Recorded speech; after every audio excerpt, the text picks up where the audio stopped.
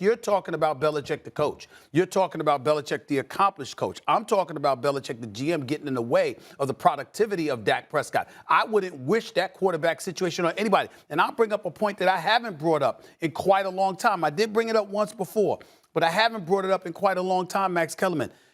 Are we not willing to get to a point now, particularly, and Molly would co-sign this, I believe, have we not gotten to a point now that Tom Brady has won his 7th championship?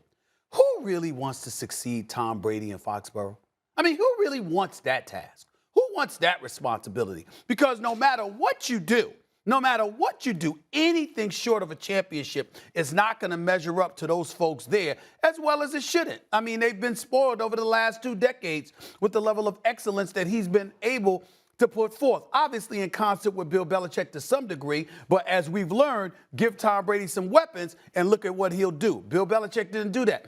That's problematic. And so when I look at it from that perspective, I say, no, the Patriots does not make sense for me right now. Let Bill Belichick, the GM, not the coach, because he has nothing to prove as a coach, but let Bill Belichick, the GM, go out there and prove that what he can do is go about the business of surrounding the quarterback with the requisite weapons needed in order to be competitive, particularly with the Buffalo Bills on the come-up, the Miami Dolphins on the come-up, okay? I look at it from that perspective, and I say no way should Dak Prescott end up in New England. First of all, I did not co-sign the fact that Bill Belichick can't do it as a GM. If I co-signed anything, it's that it does raise questions. He's an imperfect GM, and you have every right to highlight that and put the spotlight on it and scrutinize it. But I'm not sitting here saying Bill Belichick is the worst GM. A lot of GMs didn't say that. passed We said on what a lot he of has not receivers done. in a lot of recent drafts. We just said what he hasn't done. We just highlighted what he hasn't done. Bill Belichick's record as a GM actually looks very good. The question now becomes, was that Tom Brady?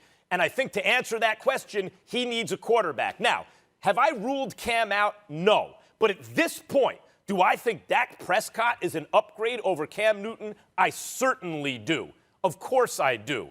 And furthermore, the idea of succeeding a legend, I don't think that would intimidate a guy like Dak, not Dak Prescott. Stephen A., I think like Didi Gregorius replaced Derek Jeter at shortstop in New York, and the fans loved him. He did great. He wasn't had the success that Jeter had, but he did great. And Dak is more than Didi.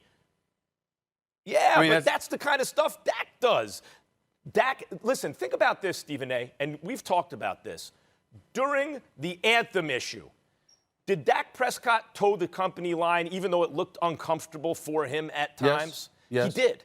Dak Prescott is very aware of being the face of a franchise, of his responsibility not only to the team on the field and the fans, but also to the franchise itself, even if maybe their wishes conflict with his. To me, he's sort of the perfect patriot. And I would like to see what Belichick can do with a top quarterback not named Tom Brady, and I'd love to see what Dak can do on a professional team like the Patriots. Well, Dak Prescott doesn't want to go someplace where he's just another player. And if there's an organization that's virtually guaranteed to treat you like you're just another player, it's the New England Patriots. Because if Bill Belichick doesn't want to, quote-unquote, kiss the ring, per se, of Tom Brady, he damn sure ain't going to do it for anybody else. Contractually, we know how many times Tom Brady has taken a pay cut, restructured his contract, et cetera, et cetera. Dak is trying to get paid. Dak is trying to say, I'm a leader of a franchise. I'm a face of a franchise. Right. This is what I bring to the table. I deserve this amount of money, et cetera, et cetera. That ain't going to happen in New England, but Daniel Snyder will do it. All right, I'll leave you with this.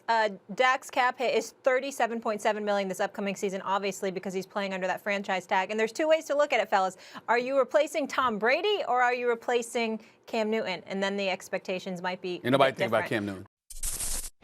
Thanks for watching ESPN on YouTube. For live streaming, sports, and premium content, subscribe to ESPN+.